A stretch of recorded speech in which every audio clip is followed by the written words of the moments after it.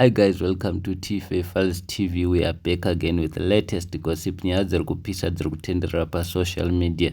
City father baba Harare vachinyomba pashinjava panganai by birth vakanyora pafacebook pavo vachiti even wachi yakafa inotomboita alright ka1 pazuva nhasi and for today only sezvo iri svondo ndiri kuda kungoti kumuprofita wenhema zvawakaita kuchitungwisa takazviona zvakangoda kungoti fananei nembavha inoba ichidzorerawo zvimwe for Monday tozodzokerana pakunyombana iwe zvigaka ndozvataurwa nababa Harare. So guys, handisi tinoti kudi apa baba Harare vari kutaurira pamusoro pekuti munongoziva mega panganai akatenga maambulance kuchitungwisa zvakafadza vanhu kwete kuti maambulance chete nemibhedha zvinhu zvakangowanda zvakasiyana siyana zvokuchipatara varipo vakafara vachiti aiwa apa agona pashinjavha kudarika zidumbu seneneriere vachireva seWicknell because seWicknell ari kuzikanwa nokutengera vanhu mota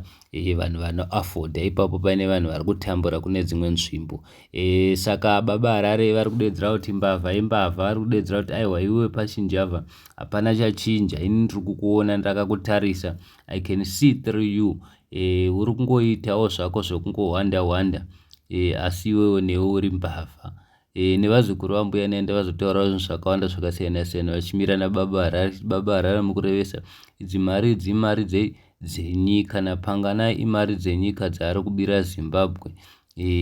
Handizi gazvinoti kudi vamwe vanhu vadedzera kuti aiwa imari dzaari kupemha kuchechi kwana achinyepedzera kutange muprofita wemashuwa ndo zvachitaurwa nababa Harare vaidedzera kuti muprofita wedu wenhema.